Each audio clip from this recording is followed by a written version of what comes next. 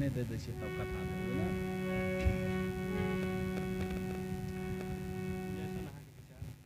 आज बहुत ही यह कथा बहुत ही प्यारा कथा है और इसके साथ भजन भी बहुत ही अच्छा है।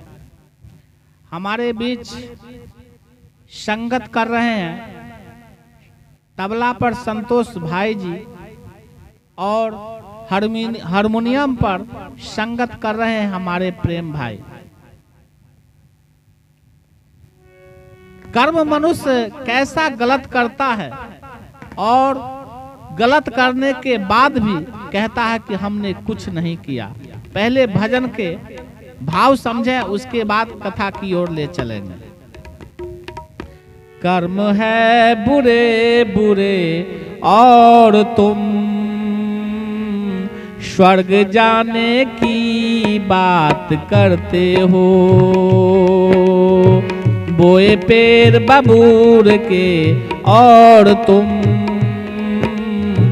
आम खाने की बात करते हो। कर्म है बुरे बुरे और तुम स्वर्ग जाने की बात करते हो।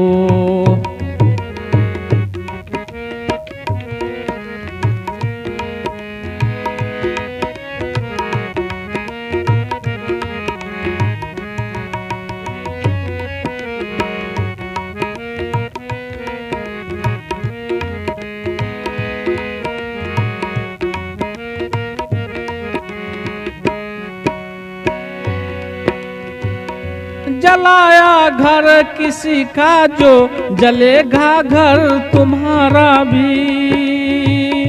जलाया घर किसी का जो जलेगा घर तुम्हारा भी। दुखाया दिल किसी का जो दुखेगा दिल तुम्हारा भी। देर कर दुख औरों को और तुम सुख पाने की बात करते हो। देकर दुख औरों को और तुम सुख पाने की बात करते हो। कर्म है बुरे बुरे और तुम स्वर्ग जाने की बात करते हो।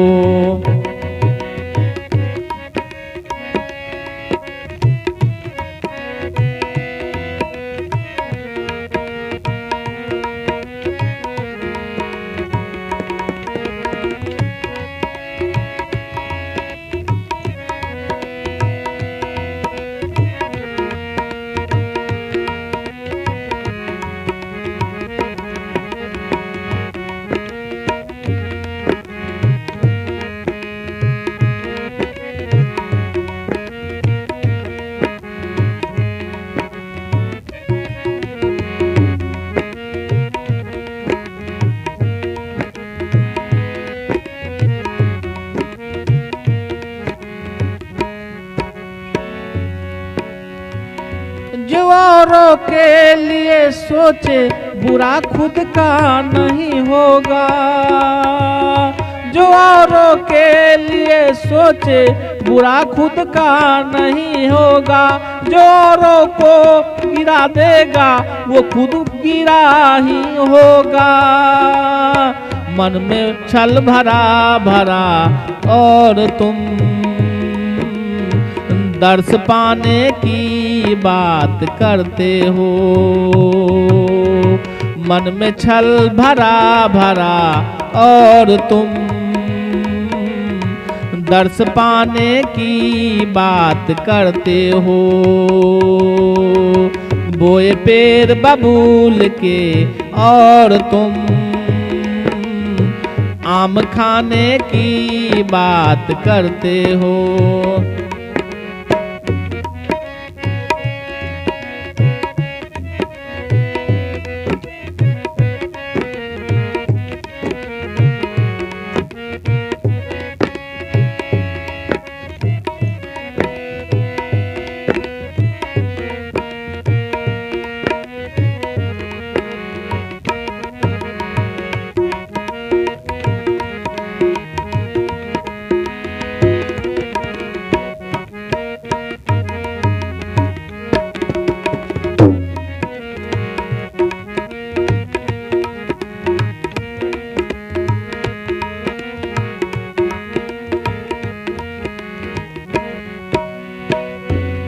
कर्म की है गति न्यारी, कर्म पर नाम है न्यारा। कर्म की है गति न्यारी, कर्म पर नाम है न्यारा। कर्म ना छोड़ता पीछा, करने से कोई हारा। कर्म फल भोगे बिना और तुम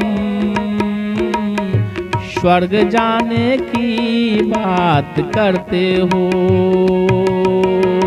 कर्म फल भोगे बिना और तुम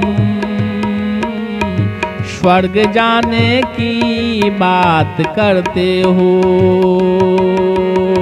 बोए पेड़ बबूर के और तुम आम खाने की बात करते हो। बोए पेड़ बबूर के और तुम आम खाने की बात करते हो। कर्म है बुरे बुरे और तुम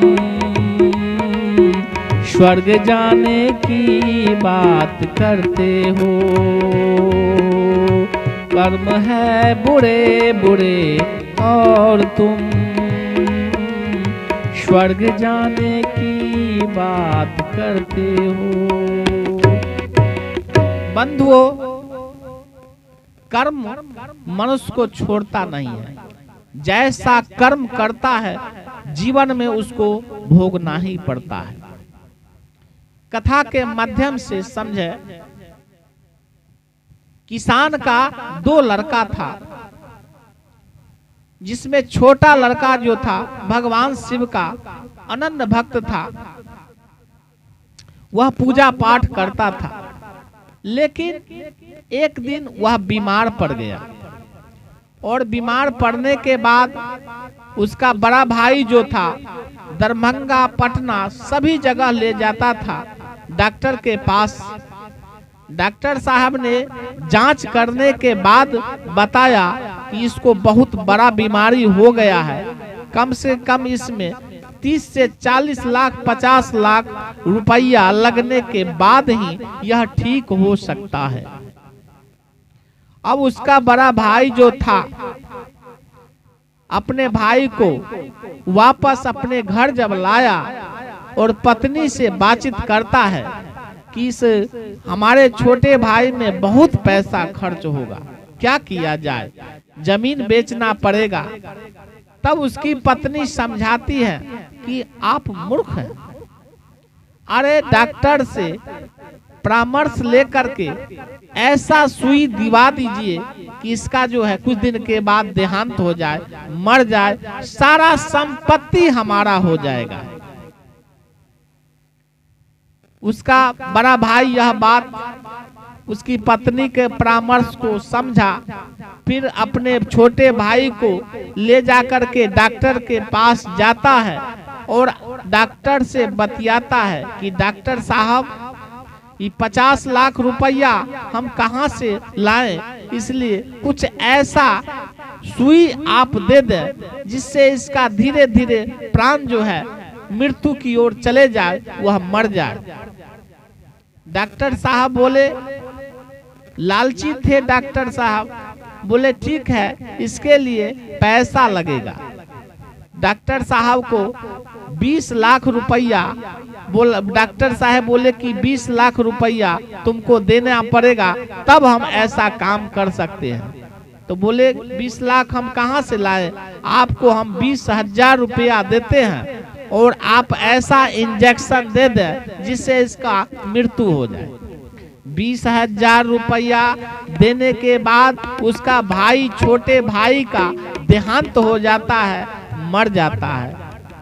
समय व्यतीत होता है, सारा संपत्ति तो बड़े भाई का हो गया। कुछ दिन के बाद 1 से 2 साल के बाद बड़े भाई को एक पुत्र जन्म लिया, बड़ा ही खुश हुआ।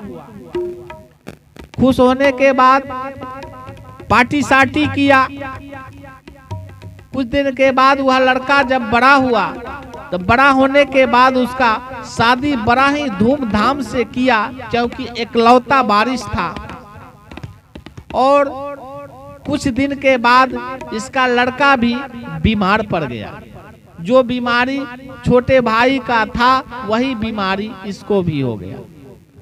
होने के बाद जब पटना लेकर के जाता है तो बोलते हैं कि डॉक्टर साहब इसका किडनी जो है सो फेल है, इसके किडनी के लिए आपको पैसा लगेगा। तो बोले कि ठीक है, कितना लगेगा? तो बोले 30 से 40 लाख रुपया लगेगा। अब इसमें खर्च जो है प्रतिदिन कर होना शुरू हो गया। उसका माता पिता बड़ा चिंतित रहने लगा। जो उसका भाई था, जो पुत्र के लिए चिंतित रहता था, खर्च हो रहा था, सुधार नहीं हो रहा था। तब उसका पुत्र कहता है, भैया हमें पहचाने नहीं, हम आपका छोटा ही भाई पुत्र के रूप में आपके यहाँ जन्म लिए हैं, और जब तक आपका पैसा खत्म होगा नहीं, हमारा हिस्सा का पैसा खत्म होगा नहीं, तब तक हम इस धरती से जाने वाले नहीं हैं। उसका भाई जो था बोले कि ठीक है, हमने पाप किया, पाप के कारण तुमको हम मरवा दिया, लेकिन यह जो तुम्हारा पत्नी है ये क्या बिगाड़ा? बोले भैया यह हमारा पत्नी नहीं है, अगले जन्म का यही डॉक्टर जो है डॉक्टर था, इसी के सुई से हमारा मृत्यु हुआ, और यह हमारे पत्नी के रूप में आया है, इसलिए कर्म का भोग मनुष्य को भोगना ही पड़ेगा और हमारा मृत्यु निश्चित है। पैसा तो अपने हिस्सा का जब तक समाप्त नहीं होगा इस धरती से जाने वाले नहीं है। पैसा 30 से 40 लाख रुपया लगने के बाद वह लड़का नहीं बचता है, मर जाता है, पत्नी विधवा हो जाती है। तो कहने का भाव यही है कि मनुष्य जैसा कर्म करता है जीवन में उसको भोगना ही पड़ता है, उसके लिए उसको जितना जन्म लेना पड़े। जय श्री राम, हर हर महादेव।